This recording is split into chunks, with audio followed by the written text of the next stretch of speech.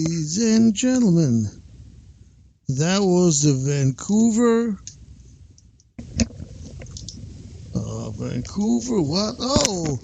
Intercultural Orchestra. Well, it was relaxing. beautiful. It was very beautiful, very relaxing. I know. I saw you almost fell asleep. Yeah. Considering you're under the weather. And today's the last one. This is the last one for today. And I'm going to switch it around. The name of the song is Get It Right by Arga. Argas. How would you pronounce his name? That's exactly what I would say. A-R-G-H. Arga from Norway. Or G-H sometimes can be an F, so you could say ARF. Woof, woof, woof. Exactly. Okay, ladies and gentlemen. Woof.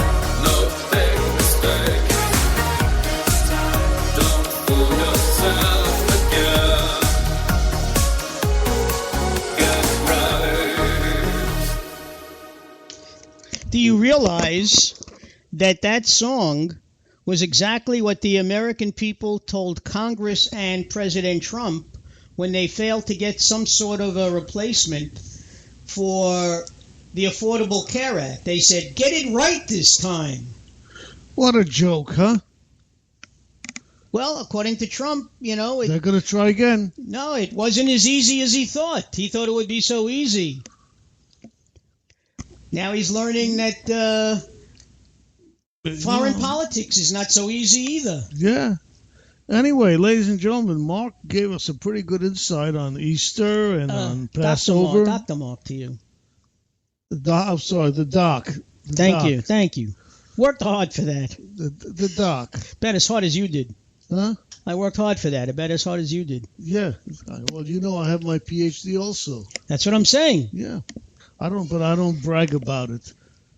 I'll just leave it as being called. Well, but I taught for 34 years, and when I finally got it, I never let anybody know. I didn't hang up any diplomas or anything. Yeah, well, what I did was I have it in my... actually, I have a doctorate in divinity, but I'm embarrassed to say... I don't know what I'm embarrassed to say anyway. Well, we'll forgive you this because you're really under the weather. Anyway, ladies and gentlemen, as we said, the doc gave us a marvelous speech on explaining to us about Easter and about Passover, about Good Friday, about Thursday. What'd you call Thursday? Holy Thursday. Holy Thursday. Which was the Last Supper. Which was the Last Supper. Or the Passover Seder. And with that, ladies and gentlemen,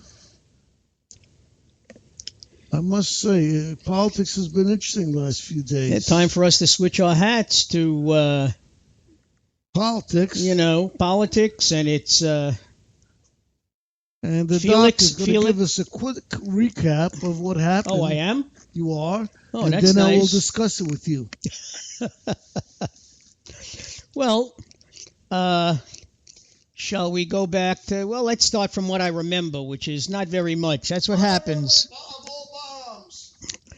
Mother of all bombs, okay, which was dropped on Wednesday, I believe, into Afghanistan as a show of power to not only ISIS, but to North Korea that, hey, we got this bomb and we're not afraid to use it. It was also supposed to be used to close up some of the tunnels and kill some of the ISIS fighters. Okay. Now, the report is that it did do damage. Hasn't been reported exactly how much damage, but there was damage done to those tunnels. And they do say that they killed a bunch of ISIS warriors, and it's also used as a fear factor. We want to let North Korea know that we're serious about this. North Korea has already said that, we have put them on notice that if they test this next nuclear weapon, next nuclear explosion, that we will retaliate if China doesn't move first. Now, let's face it, we don't know what China is going to do. And even North Korea cannot possibly reach America with their weapons, but they can do a lot of damage in South Korea, in Japan, even into Indonesia. So, I mean, this idiot, this crazy man is not afraid to start, a worldwide conflagration. And in a way, he's almost like Trump because he can say one thing one day and something else the next day. And if there's one thing that people are learning, this is exactly how Trump has been handling his presidency.